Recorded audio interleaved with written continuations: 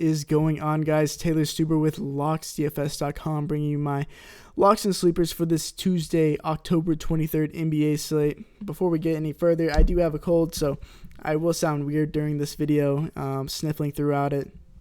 So if you continue to watch, I appreciate it, and if you don't, I don't blame you at all. But we still are running that giveaway, so all you have to do is subscribe and then comment below with your bold take of today's slate, and we will select a winner this Sunday for a season pass to LocksDFS.com. They're about $250, so big value there, and it's completely free to enter, so why not? But this slate is only 3 games. Usually I don't like 3-game slates, but this one is a weird one to say the least, given the injuries to Ben Simmons in this first game. Exited last game early, only played 8 minutes, exited with a tight back, missed practice yesterday. Coaches downplayed it, but he still is questionable, and I really have no idea if he's going to play or not. We're going to have to wait till shoot around to get a better idea, but good thing that this game is the first game of the slate, so we will know before lock. We'll know what to do, and so if I don't get through everything in this video, just follow me on Twitter at Taylor Stuber, and feel free to fire some questions at me, and I'll answer them once the injuries come out. On the other side of the ball, Andre Drummond is dealing with an illness that kept him out of practice yesterday. He's also questionable this game, and this guy leads the team with a 29.9% usage rating. So if he's out, it changes literally everything. This game is weird. I don't know what it's going to even open at, given the injuries, but it definitely opens up a lot of things. Assuming that those guys are out, for the 76ers, if Ben Simmons out, it's gonna his usage isn't that high. He doesn't shoot that much, but what he does do is he handles the ball pretty much the entire time that he's out there. So that's gonna open up a ton of ball handling duties for both TJ McConnell and Markelle Fultz. While I prefer Fultz in a vacuum, I think I prefer McConnell given the price. They're both really cheap, but McConnell's extremely cheap. He's like almost mid-price on both sides. He is $4K over here on FanDuel, and on DraftKings, he is, if I can find it, he's 3.8K. Fultz is quite a bit cheaper. But we saw at the end of last 76ers game, they elected to run with McConnell at the point rather than Markelle Fultz. And I think that tells a lot with where Markelle is right now. They used McConnell a ton last year. And so I think they feel really comfortable with him. This is a winnable game, even without Ben Simmons. So I think they're going to elect to go with the point guard they feel more comfortable with. So I like those guys a ton. And another thing that Ben Simmons does is he's just amazing at positioning himself around the basket to collect rebounds. So if he's out, it's going to open up a ton of rebounds for guys like Joel Embiid and Dario Saric. Dario Saric is incredibly cheap. He's 5.9K over here. He's a bit more expensive over on DraftKings at 6.1K. If Ben Simmons is out, I'm going to want to play a ton of these Sixers. I wouldn't be opposed to playing Fultz, McConnell, Sarge, Covington, just because I know they're all going to get minutes into the 30s, and given their prices that they're given, really opens up a lot, because I think the main goal of today's slate is going to be getting up to Anthony Davis. And so if Andre Drummond is out, they're going to be starting Zaza Pachulia, relatively low usage kind of guy. And I could see them going small and trying to get Blake Griffin in at the 5, but I think that would be to their own detriment. And Joel Embiid would absolutely feast on them, and he's incredibly cheap for if Ben Simmons is out and so is Andre Drummond. Joel Embiid at 10.7K, way too cheap. And over here, he is 10.4K. He does lead the team in usage all as it is, and I think the offense will likely flow through him more so without Ben Simmons driving to the basket all the time and dishing it out. Another guy I like in that game is Reggie Jackson. His minutes are more stable this year. I think the new coaching staff doesn't really like Ish Smith all too much, and so that's why they're giving Reggie Jackson a bit more run the first couple games. But that's not really the game I want to focus on. It's this Pelicans-Clippers game that opened at 235.5 and has already risen to 237.5, which is absolutely ridiculous. I'm sorry. So I was looking at this earlier. 84% of the bets are on the Pelicans, and only 16% on the Clippers. Yet the spread hasn't changed whatsoever. Meaning most of the sharp money, like the majority of the money that people are betting, is on this 16%. So they like the Clippers to stick it to them, stay in this game. The Clippers are one of the bottom pace teams in the league. Pelicans quite the opposite. I think they're at like top 3 in the league in pace.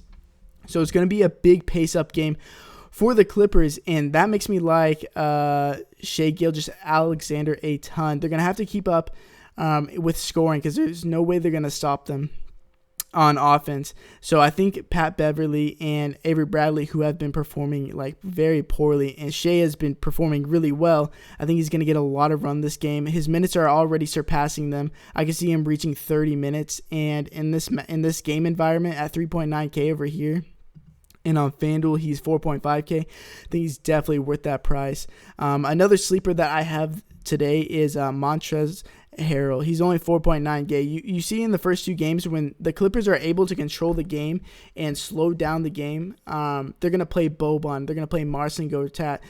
In a huge pace-up game, they're going to run Montrezl Harrell, a high-motor guy that can run the 5, that can run the court. I feel like this is like my bold take. I think he's going to get like 28 to 30 minutes this game just because they need him in this kind of matchup.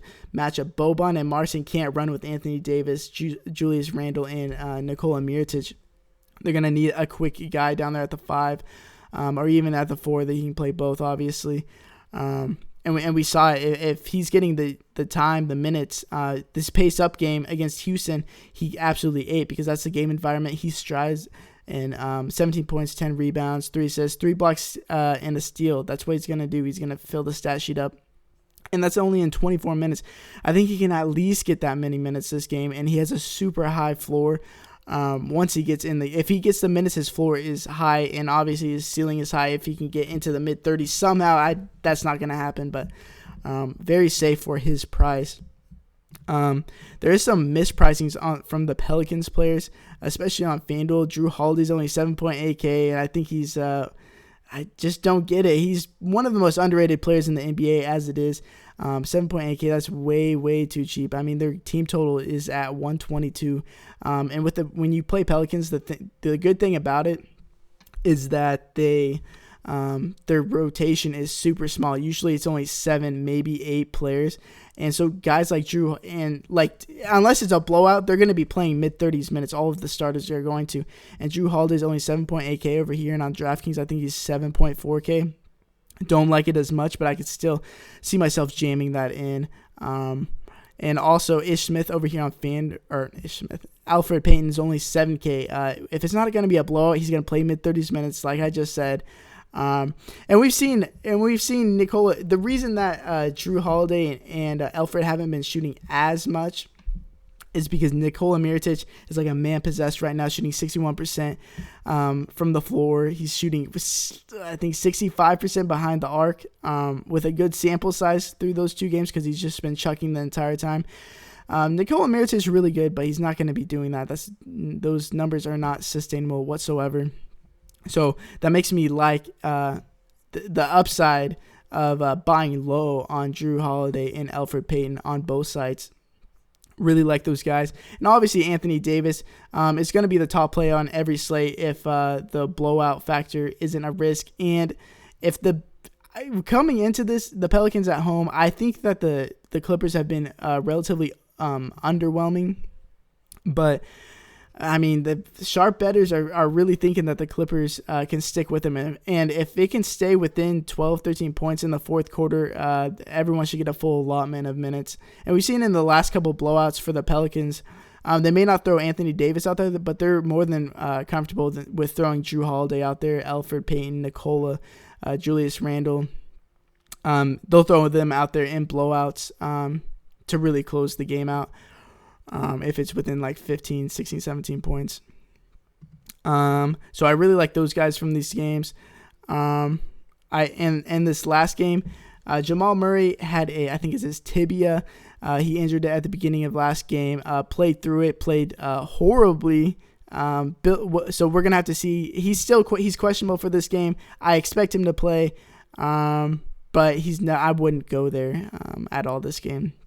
Will Barton is also out, so that's going to open up minutes for Torrey Craig. I played Torrey Craig last game, mainly because I thought he would be out there a ton to guard Kevin Durant, and that's what happened, and he ended up scoring like 23, 24 points at like 3.3K, I think. Super cheap. He's going to get minutes from the mid-20s to 30s. He's really cheap, but floor is really low, and the blowout factor is definitely a risk in this game, even though I've really liked Sacramento's offense coming into the season and through the first 3 games. Sacramento, guys, I've been playing De'Aaron Fox, and it's been very fruitful, but DK and FanDuel both corrected his price, so what it should be is 7.1K. I mean, usually you can't trust Sacramento guys, which you can't, but there's 2 guys that they're going to want to run as much as possible, and that's De'Aaron Fox and Willie Cauley-Stein. We saw game 1 for Willie Cauley-Stein. When he avoids foul trouble, he's going to be an absolute monster. He's got a tough matchup against Nikola Jokic, so foul trouble is in play in this game. But you saw game 1 against Rudy Gobert and the Jazz. He just like went off, played like 37 minutes, scored like 45 plus fantasy points. So when he's out there, he's eating super high fantasy points per minute kind of player. The last 2 games he dealt with really bad foul trouble, and that's what kept him. That's what kept his price keep suppressing. To where it's at right now on DraftKings, at least at 5.9K. He's not priced out. Obviously, he's still a good play at 7.4K over on FanDuel, but on DraftKings, he's a lock for me at 5.9K. I'll risk the foul trouble because even when he was in foul trouble last game against Steven Adams and the Thunder, I was kind of sweating him because we were at the top of the tournaments. But Willie Cauley-Stein was in foul trouble the entire game, but he came in at like the last 4 minutes and put up like 14 extra fantasy points in just those 4 minutes. That's the kind of guy that he is. And with him and De'Aaron Fox playing almost the entire game, most of the time I think De'Aaron Fox played like 41 minutes last night. If this game stays close and he avoids foul trouble, I expect him to play 35 plus minutes pretty easily, and he seems like kind of a lock for 35 plus fantasy points, and at 5.9K, that is more than worth it. If there's no injuries in the 76ers and Pistons game, that's where all the value is. There's not much value outside of like Shai Gilgeous-Alexander and Montrezl Harrell, like I mentioned earlier. So it's going to be really hard to fit in Anthony Davis. So like the stud that I'm going to be paying for likely is going to be Nikola Jokic, who is now 10.6K over here on FanDuel, and he's also power forward eligible, which I guess I kind of like. I hate playing centers just because I hate the center position on FanDuel because I can only play one. So now that's one of the main reasons why I never play Jokic, because he's always at the center position, and it's always an awkward position. But if he's on power forward over here on FanDuel, I'm going to be playing him a lot more. And it's really just a savings thing. Over here, Nikola Jokic is 9.7 to Anthony Davis's 11.4. So $1,700 difference. I like that a lot. You're gonna need those savings if Ben Simmons and Drummond are both in. So that's kind of a rundown of the slate. A little bit different than usual just because it's only 3 games and the injuries are so up in the air. Don't know really how it's going to go. Also, I will say, if Simmons and Drummond are healthy, I'm probably just going to avoid that game because these games are super juicy. And while both of these teams are relatively high-paced teams, 76ers are pretty defensive. They can slow the game down if they want, and they should be controlling this game pretty easily. I expect the game total to open at like 218, 219, which doesn't really touch these, like 237.5. That's crazy. You don't see that often, especially with a slow-paced team like the Clippers. So, yeah, that's pretty much my rundown of this three-game slate. Thanks for bearing with my voice. And my voice cracks and my sniffling. This cold is killing me very, very slowly. So, yeah, like I said, watch out for these for the news coming out. And if you have any more questions, just follow me on Twitter at TaylorStuber, and I'm willing to answer any questions you guys want. Or comment below with questions, and I'll be sure to get to you. Trying to give you guys as much advice as I possibly can. So, until next video, peace.